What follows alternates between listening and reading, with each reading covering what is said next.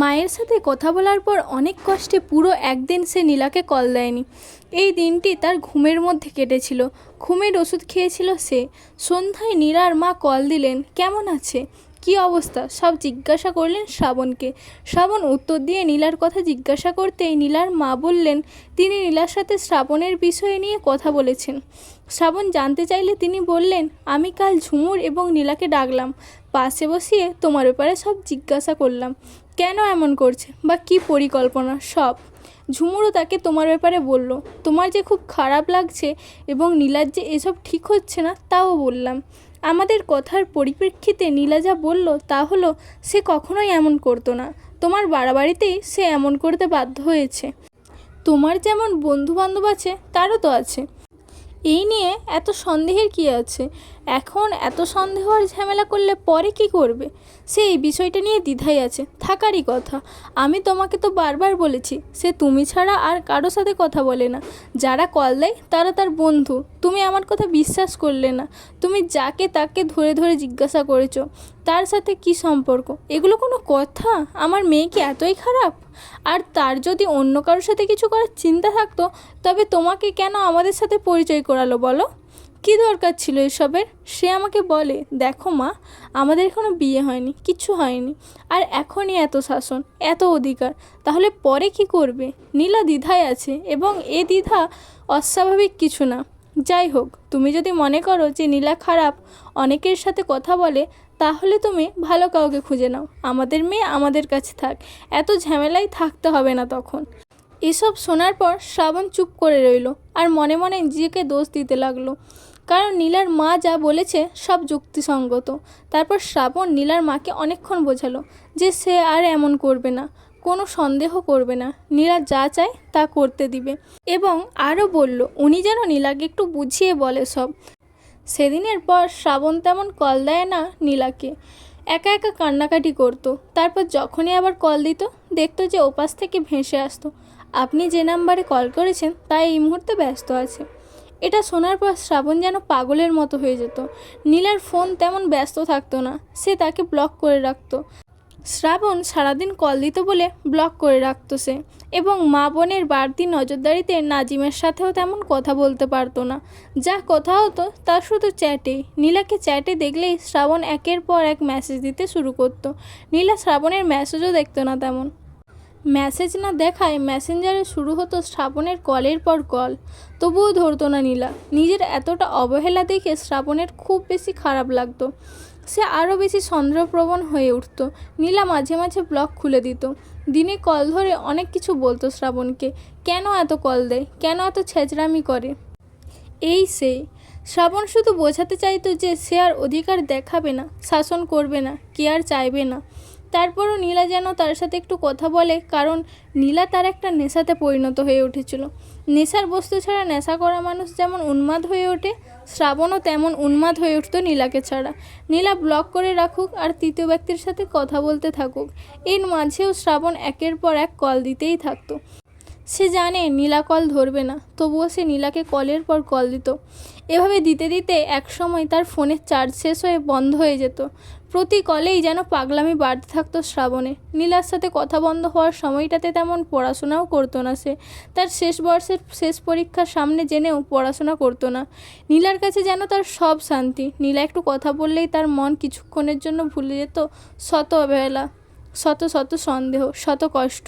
নীলা গালি দিলেও যেন তার শান্তি। মাঝে মাঝে নীলা শান্ত হয়ে তাকে বোঝাতো যে তাকে আর নীলার ভালো লাগে না, সে যেন অন্য কারোর সাথে নতুন করে সম্পর্ক করে। শ্রাবণ তখন নীলাকে আগের মতো বোঝানো শুরু করতো। নীলা তখন বলতো সে খারাপ, সে অনেক ছেলের সাথে কথা বলে, সে শ্রাবণের মাকে গালি দেয়, এই সেই। এসবের বিপরীতে শ্রাবণ বলতো নীলা যেমনই হোক না কেন তার কোনো সমস্যা নেই, সে মানিয়ে নেবে।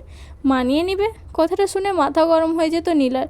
সে রেগে বলতো শ্রাবণ পারলেও সে শ্রাবণকে মানিয়ে নিতে পারবে না, আর নতুন করে মানিয়ে নেওয়ার ইচ্ছেও নেই। তখন শ্রাবণ কান্না শুরু করতো। শ্রাবণের কান্না শুনে নীলা একটা কথাই বলতো, নাটক করবে না, এসব ভালো লাগে না। তারপর ফোন রেখে দিত। শ্রাবণ আবার কলের পর কল দিতে থাকতো। বারবার কল দেওয়া দেখে শ্রাবণের নাম্বারটি ব্লক করে রাখতো নীলা। কিছুদিন আবার কথা হতো না তাদের। শ্রাবণ অবশ্য বেশ কিছুদিন মায়ের কাছেও যাওয়া বন্ধ করে দিল। এর মধ্যে একদিন শ্রাবণের কাছে খবর এলো তার বাবা মারা গেছেন। বাবা আর ছেলের সম্পর্কটা অন্যরকম অদ্ভুত।